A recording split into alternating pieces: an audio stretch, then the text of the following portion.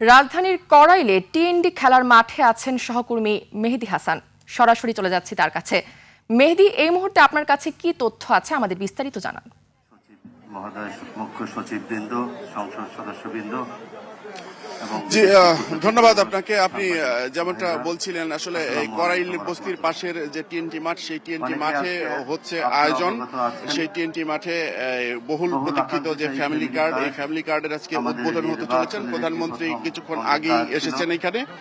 উদ্বোধনী অনুষ্ঠানটা আপনি দেখতে পাচ্ছেন, আমার পেছনে উদ্বোধনী অনুষ্ঠানটা চলছে। পিছনের যে মঞ্চ, সেই মঞ্চে প্রধানমন্ত্রী আছেন।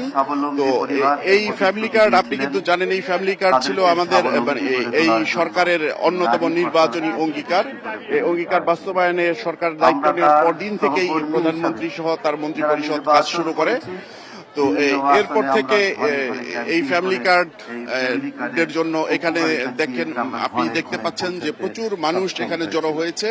নিরাপত্তা বাহিনীকেও নিরাপত্তা পরিস্থিতি সামাল দিতে অনেক হিমশিম খেতে হয়েছে।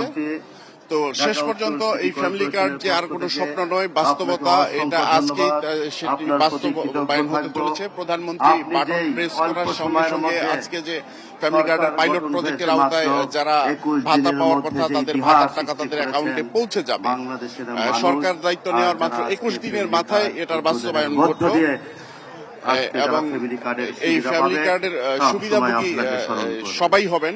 আমরা আপনার সহকর্মী হিসাবে আওতায় প্রতিটি পরিবারে আসবে, কিন্তু প্রাথমিক পর্যায়ে শুধুমাত্র এই করাইল বস্তির 3700 পরিবার, জনগণের জন্য, জনগণের কল্যাণের জন্য। তো এই ছিল আমার কাছে করাইল বস্তি থেকে সবশেষ খবর। মেহেদী হাসান, আপনাকে ধন্যবাদ।